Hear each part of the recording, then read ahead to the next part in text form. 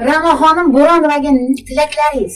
Men Ra'noxonga tilagim shuki, eng avvalambor hamisha sog' bo'lsin. G'aybullajon bilan mahal nafasman. Har bir yig'inimga kelib qo'shiqlar kuylab beradi. Xalqni xursand qiladi.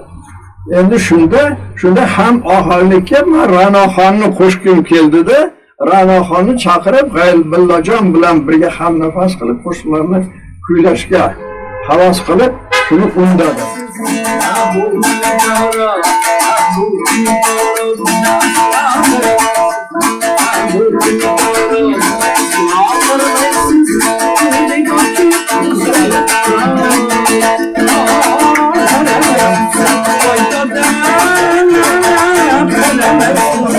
Demak, bahor ayyomidan eshitamiz sizdan.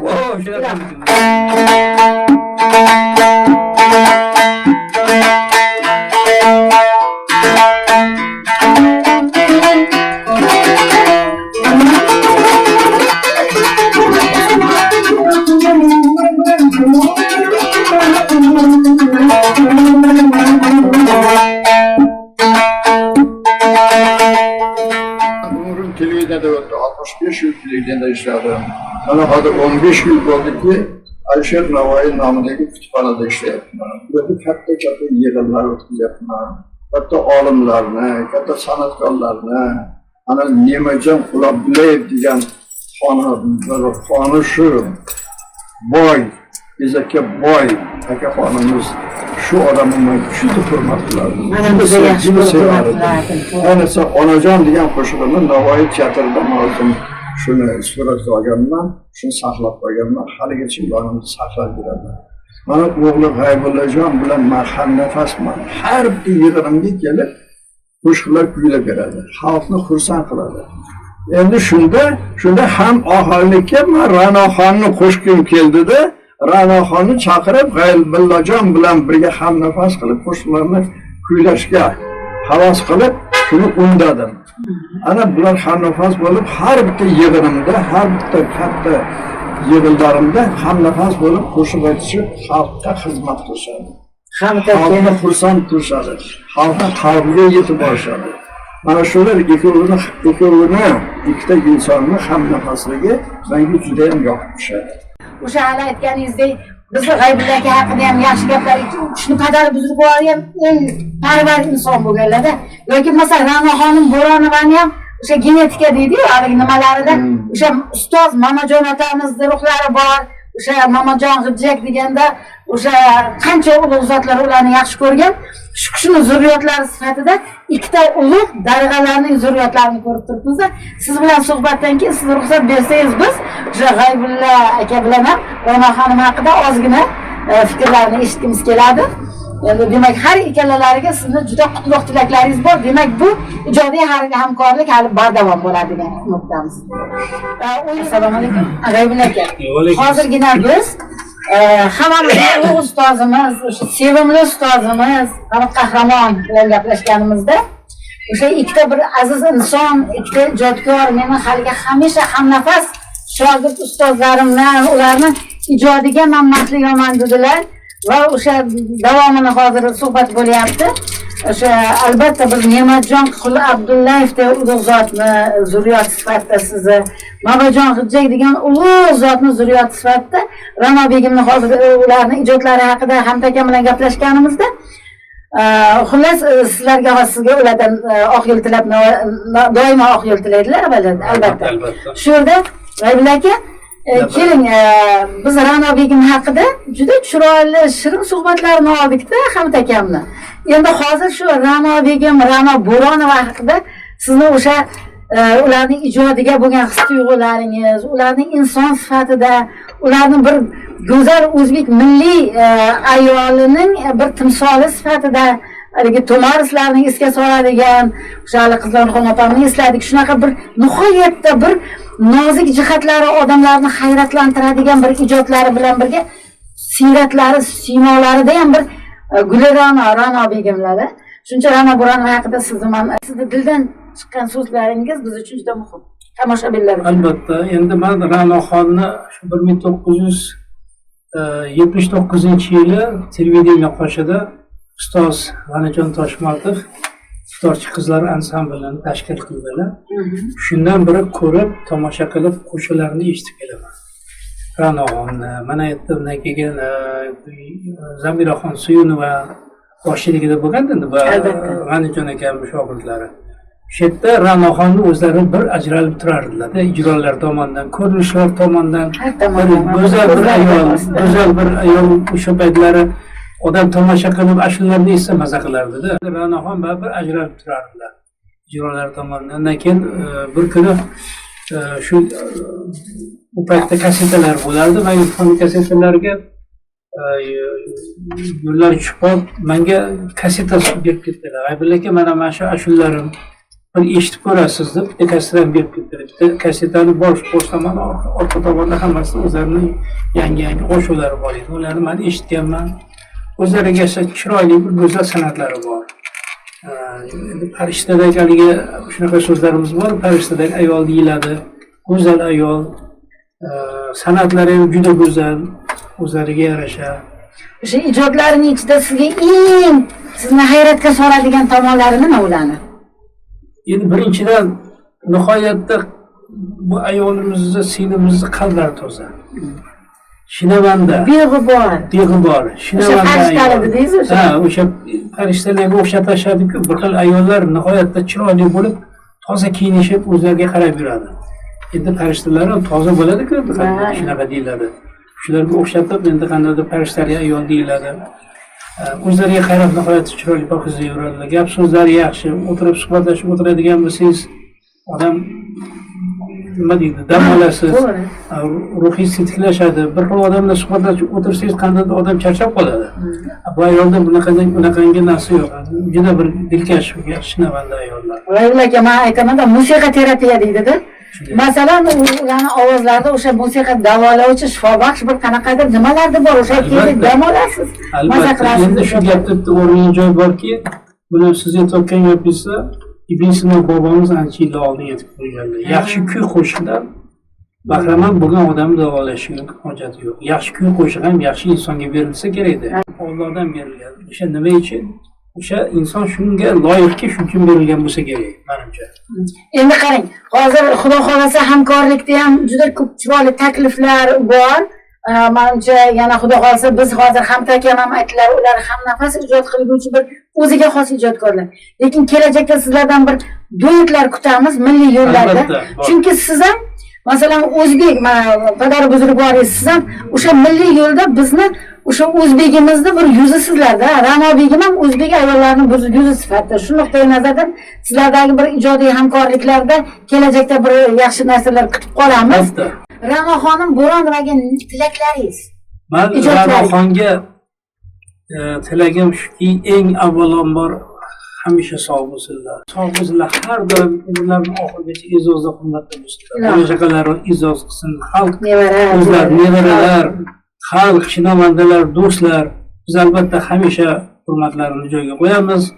Mana Hamid akam umrlari uzoq bo'lsin. Hamid Qahramon endi o'zi onadan tug'ilib turarki, bularga unvonni Allohning o'zi berib qo'ydi. Shundaymi? Qahramon qilib. Ha, Hamid Qahramon. Qarasiz, har bitta men teatrlarni ko'raman. Kecha soat 2larda 3larda teatr beradi. Teatrlarni yozib qo'yadi Hamid Qahramon. Qarasangiz maza qilasiz. Aktyorlarning o'ynaganini qarang. Shu qadar. Ha, Ra'noxonni umrlariga uzoq umr tilaymiz. Sog' bo'lsinlar, salomat bo'lsinlar. Salomat bo'lsinlar. Mana shu studiyada boshqarib yurgan Shokirjon Kamzam Tanijonov sog' bo'lsin. Niyatlariga yetsin. Mana ustoz deb hammamiz hurmat qilib shu yerga taklif qildilar. Tashakkurlar, ijodiy parvozlar, hamkorliklar tilaymiz. Tashakkur. Yaxshi niyatlaringizga yetib bering. Ilohim. Bilaki, endi demak baribir ustozimizni hurmat qilamiz, yaxshi ko'ramiz. Keyin Ra'no xonim haqida yana bitta narsa. Ra'no xonim nevaralar ko'rgan buvijon sifatida ko'rmaydi. Menga hali ham 16 yoshli ijodkor bir go'zal, nima desam ekan, o'sha ovozlari shirali bir yosh, go'zal, nafosatli ayol. O'zbek ayollarining bir timsoli sifatida. Endi rost shunaqa ekanki, shu narsani yo'qotish kerakmi, shu narsadan unumli foydalanish. Albatta. Bu albatta bekorga berilmagandir. Foydalanyaptilar, lekin yanada uni bardavomligi, yavanada uni yuksakligini kutamiz. Katta unvonlar olganlarda yanada katta unvonlar bilan tabriklab yuraylik. Demak, bahor ayyomidan eshitamiz sizdan.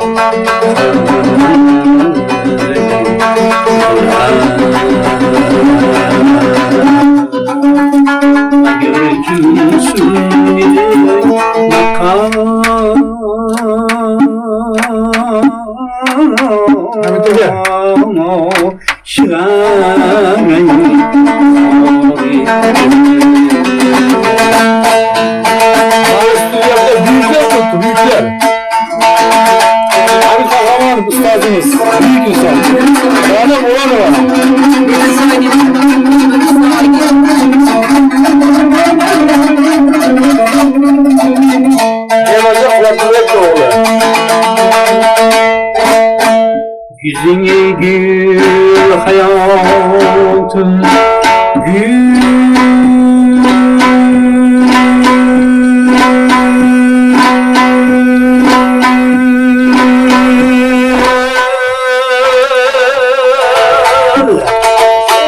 şanik taze